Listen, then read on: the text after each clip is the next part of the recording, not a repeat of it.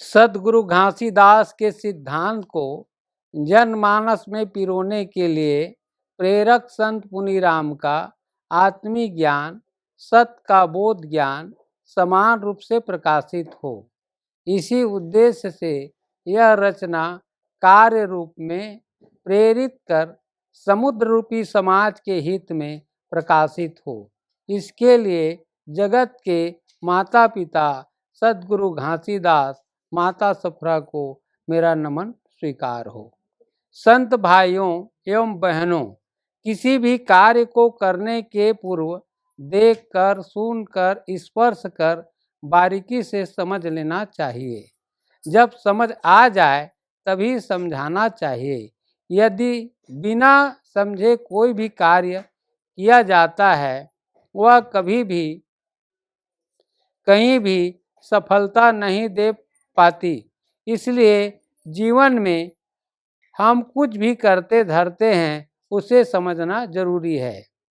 अब प्रश्न आता है कि समझें कैसे, क्या समझें, किस प्रकार समझें, क्या क्या समझें, समझने का मार्ग क्या है, तरीका क्या है। अब प्रश्न हमारे सामने एक स्वरूप के रूप में खड़ा है। वह स्वरूप कुछ भी हो सकता है, कोई भी जीव हो सकता है, इंसान हो सकता है, किसी भी और कुछ भी स्वरूप के बारे में हमने सुना है, जाना है। उसे देखने की इच्छा मन में जागा, जो जागा उसे देखने की इच्छा होगा। अब किस रूप में देखें जिससे हमारे समझ में वह आ जाए। हाँ संत भाइयों, हमें किसी भी वस्तु, स्थान, व्यक्ति के बारे में जो प्रश्नवाचक स्वरूप हमारे द्वारा या किसी के द्वारा बतलाया गया, उसे ध्यान पूर्वक सुनना चाहिए। हमारा ध्यान अन्यत्र न हो, एकाग्रता से सुनना चाहिए। यदि हम उस विषय के बारे में ध्यान पूर्वक नहीं सुना तो उस विषय का ज्ञान अधूरा रहेगा। हमारा ध्यान अलग स्थान, व्यक्ति, वस्तु पर केंद्रित रहता है। हम पत्थर की मूर्ति के रूप में वहाँ मौजूद रहते हैं, या तो बैठे रहते हैं या खड़े रहते हैं, हिलते डुलते रहते हैं या अन्य वार्तालाप में लगे रहते हैं। इसलिए जो बताया जा रहा है उस विषय का ज्ञान हमें पूर्णता नहीं दे पाती। समझने के लिए मन की एकाग्रता जरूरी है। यदि एकाग्रता नहीं है तो बिल्कुल समझ में नहीं आएगा। युवाओं के अपेक्षा बच्चों में किसी नवीन विषय को खेल के माध्यम से मनोरंजन के रूप में समझाया जा सकता है।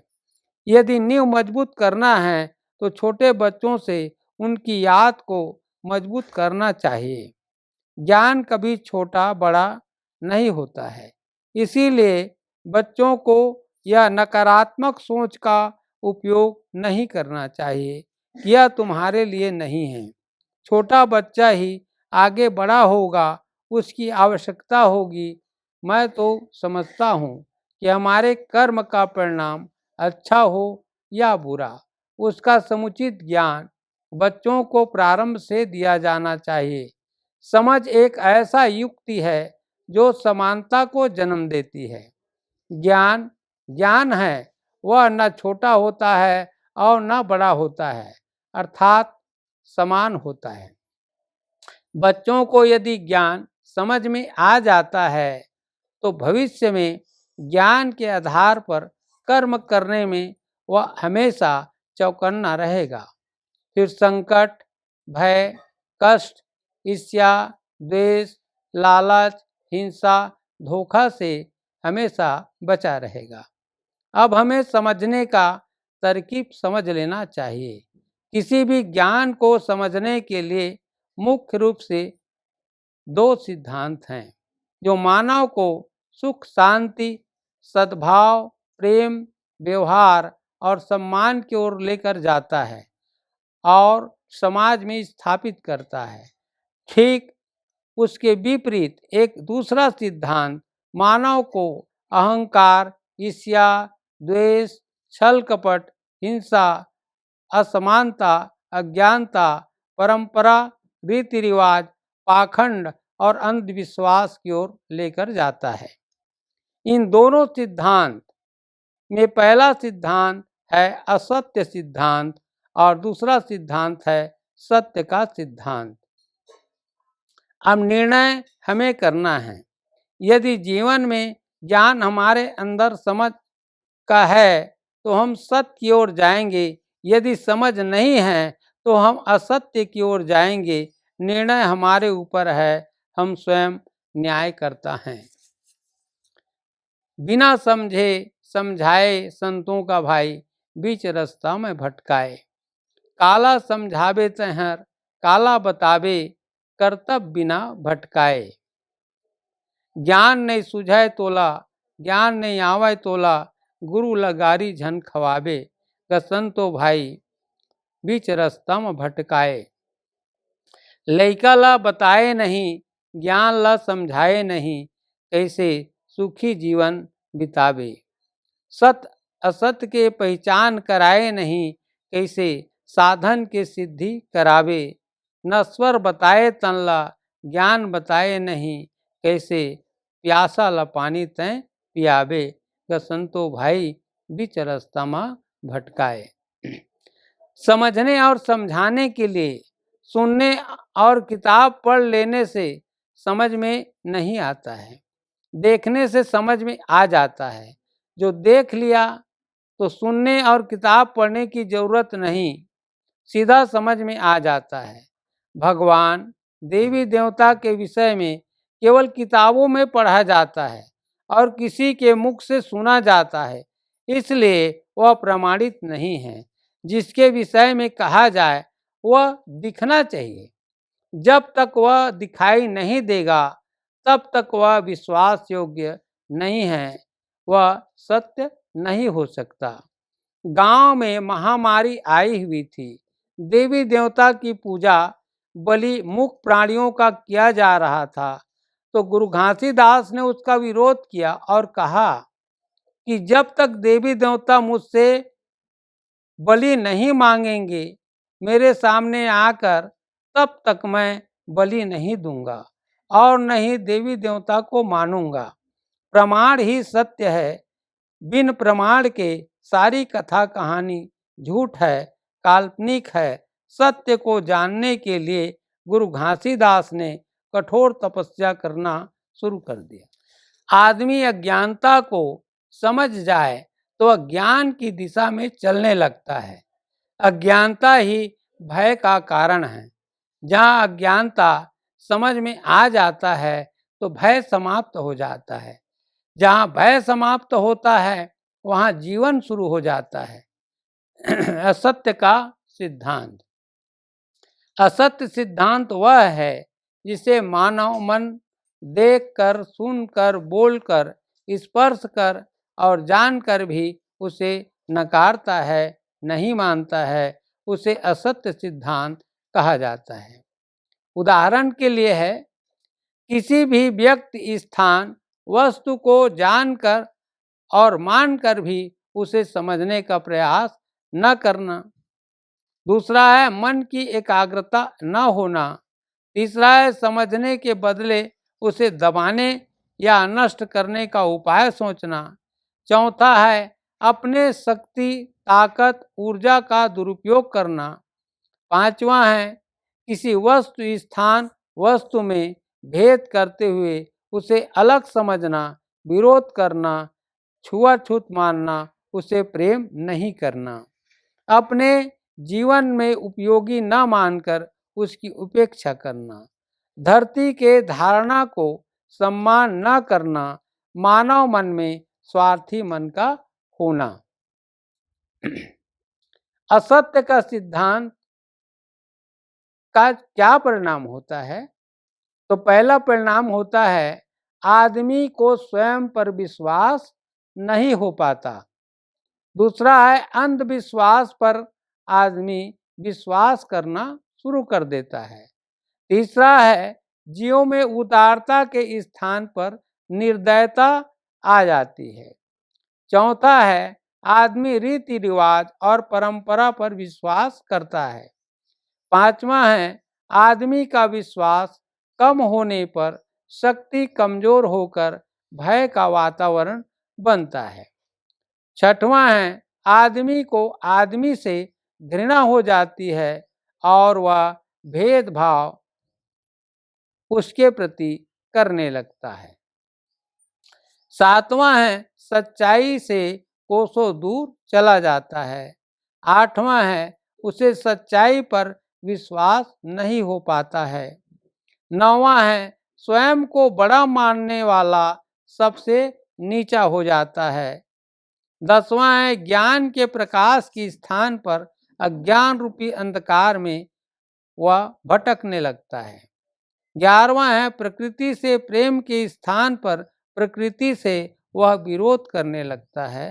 और 12वां है मारने या मरने की इच्छा रखना हिंसा का हिस्सा है, जिससे दया के स्थान पर क्रोध आता है, क्षमा के स्थान पर क्रोध आता है और जीवन भटक जाता है और स्वयं काल के गाल में समा जाता है। अब इसका निष्कर्ष है व्यक्ति के शोध रूपी विचार उसके जीवन के अंधकार रूपी दीवार को तोड़कर सारे ताले खोल देता है। उत्तम और सत्य विचार तभी आएगा जब आदमी सच्चाई के मार्ग का अनुसरण करेगा। झूठा व्यक्ति समाज हित की बात कभी सोच ही नहीं सकता। आदमी को चाहिए कि पहले किसी भी बात को समझे फिर निर्णय करे और बोले। व्यक्ति जो बोलता है वही उसका विचार कहा जाता है। सच्चा आदमी जब भी बोलता है अज्ञानता के सारे ताले सत्य रूपी चाबी से खोलते जाता है। जब ताला खुलता है तो घर के सारे सामान दिखाई देने लगता है। सत्य रूपी प्रकाश एक ऐसा कुंजी है जो सारे जीवन के अज्ञानता रूपी ताला को खोलकर रख देता है। प्रकाश सारे विज्ञान का चाबी है, वह केवल समझ से प्राप्त होता है। हमारा जीवन कर्म प्रधान है। हम सब कुछ न कुछ कार्य करते हैं, परंतु परिश्रम जीवन का वह चाबी है जो हमारी गरीबी भूखमरी को दूर कर हमें संतुष्टि तक ले जाती है। आप ईमानदारी से परिश्रम करते हैं तो जीवन में कभी शक मत करना कि उसका परिणाम तुम्हारे जीवन को सुख शांति नहीं देगा। विश्वास करो, ईमानदारी रूपी परिश्रम तुम्हें परमात्मा तक पहुंचाएगा, जहां सुख और शांति का स्थान है। इतना हुआ असत्य का सिद्धांत। अब मैं सत्य के सिद्धांत के बारे में बता रहा हूं कि सत्य का सिद्धांत क्या है।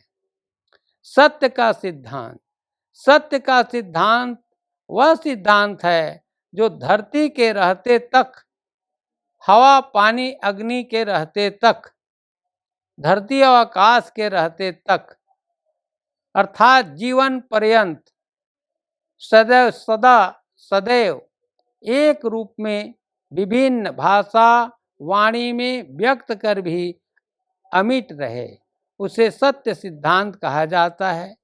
इस विषय में कुछ संक्षिप्त में मेरा विचार है। तो सत्य के सिद्धांत का पहला सिद्धांत है उत्पत्ति का सिद्धांत। धरती की धारणा शक्ति ध्वनि पर आधारित है। उसे समझना और समझकर ज्ञानार्जन कर जीवन जीना चाहिए। धरती की संपूर्ण उत्पत्ति का सार ध्वनि पर निर्भर करता है। ध्वनि से उत्पन्न समस्त जीवन, मानव, जीव जंतु, वस्तुओं, वनस्पतियों को प्रेम करना चाहिए। परमात्मा की उत्पत्ति को समझना चाहिए। जीवन में खोज ही खजाना है। जो खोज किया था उसका खजाना आज भी खाली नहीं है। हम किसी संत पुरुष योगी, ज्ञानी, विज्ञानी की खोज का उपयोग जीवन में कर रहे हैं। उनके द्वारा खोजा गया प्रेम था, जो परम शक्ति को आधार मानकर खोजा गया था। बिना प्रेम किए न खोजा जा सकेगा, न ही पाया जा सकेगा और न ही प्रयोग किया जा सकेगा।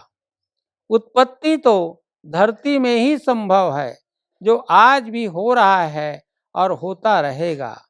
जिन्हें आज हम खोज रहे हैं, धरती के पग पग में उत्पत्ति हो रहा है।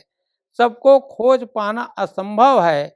आज तक खोजी को पता नहीं है कि किन किन जीवों वनस्पतियों की रचना और कृति परमात्मा का है, सतनाम का है, सत का है। दूसरा सिद्धांत है विनाश में आस का सिद्धांत। विनाश का सामान्य अर्थ होता है नष्ट हो जाना। हमें यह समझना चाहिए कि जो वस्तु नष्ट हुआ है वह नष्ट होने वाला कौन सा है। जो नष्ट होता है उसका कौन सा भाग नष्ट हुआ है, उस पर हमें ध्यान केंद्रित करना होगा। हम समझते हैं कि कोई भी वस्तु नष्ट हो गया है, परंतु वह वास्तव में नष्ट नहीं हुआ है। यदि हमारा मन मस्तिष्क ऐसा मानता है तो उसे हमें समझना होगा। हमें समझना होगा कि उसके मूल का नाश नहीं हुआ है, बल्कि उसके बाह्य स्वरूप का नाश हुआ है, जो हमेशा बनते और बिगड़ते रहता है, टूटते फूटते रहता है। यहाँ पर दो बातें सामने आएगा कि जहाँ हम मानते हैं कि शेष नहीं है, वहाँ निश्चित ही शेष है, और जो हमें दिखाई नहीं देता, यहाँ स्पष्ट है कि जो दृश्य है वह नहीं है, नष्ट हुआ है, और जो अदृश्य है वह शेष है। यदि अदृश्य भी नष्ट हो जाता तो फिर सृष्टि ही समाप्त हो जाती, अर्थात दृश्य अदृश्य हो गया, जो अदृश्य में जाकर समा गया और हमें पता ही नहीं चला कि अदृश्य कहाँ समा गया। वही शेष है, और जो शेष है वही सतनाम है, और उसी से सारे जगत की सृष्टि होती है। यहाँ पर दो बातें सामने आएगा। एक विचार नष्ट करना है तो दूसरा विचार सुरक्षा पर ध्यान देना है। इस प्रकार इन दोनों सिद्धांतों के अनुसार विनाश नहीं होता। जो बाह्य आवरण है, जो हमें सामान्य रूप से दिखाई देता है, वह नष्ट हुआ है। हमारे दृष्टि में हमारा एक विचार मारना चाहता है तो दूसरा विचार बचाना चाहता है। इन्हीं दो विचारों का समाज पर गहरा प्रभाव है। यही संसार का सृष्टि रहस्य है। परमात्मा का नाम ही दो भाव प्रकट करते हैं। सत का अर्थ है स धन त बराबर सत। स अर्थात सब में, सभी जगह, सर्वांग, श्वास में, स्वर में, सृष्टि के सब जगह में विद्यमान है, उसका नाश नहीं है। अमिट है, अजर है, अमर है, अविनाशी है, अनंत है। और त का अर्थ है तन में, स्वरूप में, काया में, शरीर में, आवरण में, छाजन में, दृश्य में, चराचर में, सभी जगह में दिखाई देने वाला है। एक गोचर है तो दूसरा अगोचर है, एक दृश्य है तो दूसरा अदृश्य है। एक का नियम है, सिद्धांत है, तो दूसरे का कोई नियम और सिद्धांत नहीं है। एक साकार है तो दूसरा निराकार है। सतरूपी भाव में अंकुरण का रहस्य छिपा हुआ है। सृष्टि का संकेत हमें स्पष्ट करता है कि हम स्वार्थवश तन, मन और धन से मोह करते हैं। ठीक यही सिद्धांत निराकार शून्य का है। वह सबका मालिक भी अपने अदृश्य अंश को अपने पास बुला लेता है, जहाँ शून्य होने पर शरीर स हो जाता है और शून्य शून्य में मिल जाता है। निराकार शून्य परम सूक्ष्म अविनाशी है। हमारी दृष्टि में वह नष्ट हुआ मालूम पड़ता है, परंतु निराकार सूक्ष्म में उसका आकार स्वरूप सुरक्षित है, जो हम देख नहीं पाते हैं। हमारी भावना तथा विचार उस तक पहुंच नहीं पाती है। हमें मानव जन्म पाकर समझ पूर्वक अपने अनुभव के आधार पर प्रकृति के अमूल्य धरोहर को, उस सत्य को आत्मसात कर उसके सृष्टि को बिगाड़ने का कोई हक नहीं है। उसे विकृत करने का अधिकार हमें नहीं है। हाँ, हम भी सृष्टि के एक जीव हैं। रहने का, उत्पत्ति करने का, उसका उपभोग करने का, उसे मूलतः रखने का कर्तव्य हमारा होना चाहिए। प्रकृति की पूजा करने का अर्थ है उसे संरक्षित करना, ज्यों का त्यों रखना, समानता का भाव रखना, नष्ट नहीं करने का संकल्प करना और उसका पालन करना है। पूजा करने वाला कभी यह नहीं चाहता कि ईश्वर की सृष्टि, जीव जंतु, पेड़ पौधे, जल, पहाड़, पर्वत को प्रदूषित करें या उसको नुकसान पहुंचाएं या उसकी हत्या करें, हिंसा करें, हवा पानी को प्रदूषित करें, यह उसका भाव नहीं होता। इसी को हम पूजा कह सकते हैं। यही सेवा भाव संरक्षण ही तो आत्मज्ञान बोध है। इसी सिद्धांत को ही विनाश में आस का सिद्धांत कहा जा सकता है। धुन बसे घासीदास, धुआं धधकत है, सुख सुख लकड़ी गुरु जी जलाए, पानी है जल के पवन में मिल जाए, त्याग तपस्या तन लत पाए, तन हर जल लगे पानी लपाए, लकड़ी है जल लगे धारा निकल गे, कठोर पत्थर आया आगी में पिघल गे, लकड़ी पत्थर के राख बन गे, पानी के धारा कस जीव हर चल गे, पानी प्यास बुझाए संतन के, धुनी के राख काटे कष्ट तन के। धुन बसे है घासीदास, धुआं धधकत है। तो धुन में धरोहर का सिद्धांत, अगला सिद्धांत सतनाम का सत्य का तीसरा सिद्धांत धुन में धरोहर का सिद्धांत है। इसके विषय में सतगुरु घासीदास का धुनी सूखी लकड़ी से धुआं प्रकट करना था। जब धू अर्थात धुन नहीं होता तो सूखी लकड़ी से आ अर्थात आकृति स्वरूप आकार कैसे प्रकट होती। जब गुरु का धुन था तभी तो धुनी जलाया था, जब धुनी जला तभी तो त्याग हुआ, जब त्याग हुआ तो गुरु स्वयं तपने लगा, जब तपने लगा तभी त्याग हुआ। त्याग का अर्थ ही तन का आग होता है। जब तन में आग लगा तो धुआं प्रकट हुई और जलने लगा तो त्याग हुई। जब धुआं तन मन में छा गया तब संसार अंधेरा मालूम हुआ, तब आदमी अंधकार में प्रकाश की खोज करने लगा। ठीक नहीं हुआ, गुरु जी ने भी अंधकार में प्रकाश की खोज किया। वह धुन में धुआं फिर जलना शुरू हुआ। सूखी लकड़ी जब जलेगा तब उसमें जितना पानी रहेगा तो पानी जलेगा, यदि पानी ही नहीं रहेगा तो कैसे जलेगा। तो लकड़ी का पानी का मतलब होता है लकड़ी का तेल, वह पानी है। जल जगत का काम आया और उसका अवशेष राख जो जलने से प्राप्त हुआ वह औषधि का काम आया। गुरु ने क्या किया था, धुन से धुआं जीवन भर जलाकर उसी प्रकाश में जीवन के सच्चाई को पाया था।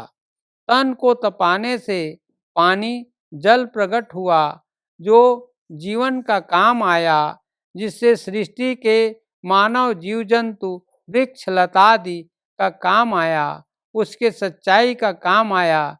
जो सद्गुरु के पास में गए वे अपने जीवन को समझे, जीवन की उत्पत्ति को समझे, जो सद्गुरु के पास नहीं गए, उस प्रकाश ज्ञान को नहीं समझ पाए और अनुमान से, कल्पना से अंधकार में जीवन जीते रहे, आज भी जो सद्गुरु के समक्ष नहीं है, उनका जीवन अंधकार में, भ्रम में, भय में, अज्ञान में बीत रहा है।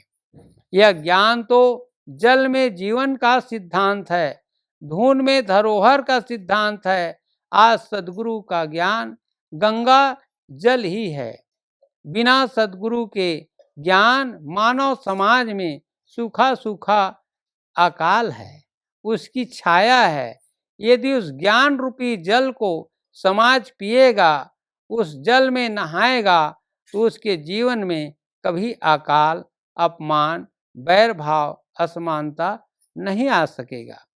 अराजकता, अन्याय, छलछिद्र, कपट, भेदभाव, परंपरा, रूढ़िवाद सभी सद्गुरु के तप से प्राप्त अमृत जल का नहीं पीना है, उसके चरण कुंड के जल से नहीं नहाना है, उसके पंचकुंड जल को नहीं समझना है। आदमी अभी तक नाम पर ही विश्वास करते आया है। यही तो जीवन का भटकाव है, रूढ़िवाद है।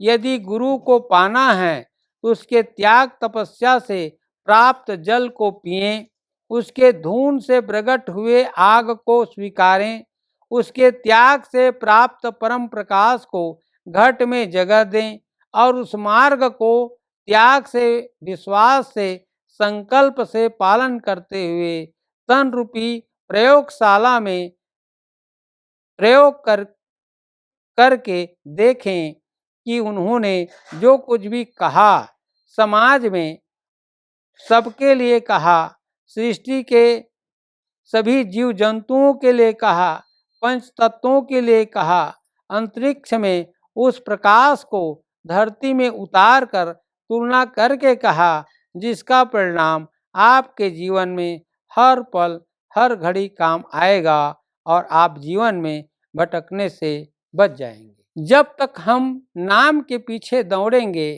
तब तक हम नहीं पहुंच सकते। दौड़ने वाला कभी अपने लक्ष्य तक नहीं पहुंच सकता। केवल सांत्वना के सिवाय कुछ भी नहीं पा सकता। जिस नाम के पीछे हम दौड़ रहे हैं, आपके पहुंचने के पूर्व वह काम में तब्दील हो चुका है, नाम बदल चुका है। वह नाम कभी मिलने वाला नहीं है। आदमी काम करना शुरू कर दे, नाम सामने आकर खड़ा हो जाएगा और यह कहने लगेगा कि तुम किसको खोज रहे हो, तुम मत भटको, नाम की चिंता मत करो, काम करते रहो। जो खोज रहे हो वह मैं ही तो हूँ, तू कहाँ खोजोगे? खोजे हुए तो भटक जाओगे। मैं तो तेरे काम से प्रसन्न होकर तब से तेरे पास हूँ। तेरे अंदर मैं ही हूँ। जब से तू मेरे बताए मार्ग पर चल रहा है, काम कर रहा है, अब सिर्फ वह कार्य करते रहे तो सच्चाई और ईमानदारी है, जिसको तुम अपने इंद्रियों से अनुभव किया है। सद्गुरु का संदेश जीवन रूपी पानी मुंह से नहीं बल्कि कान से पिया जाता है और आँख से देखा जाता है और मस्तिष्क से अनुभव किया जाता है। बोल गुरु घासीदास बाबा की जय।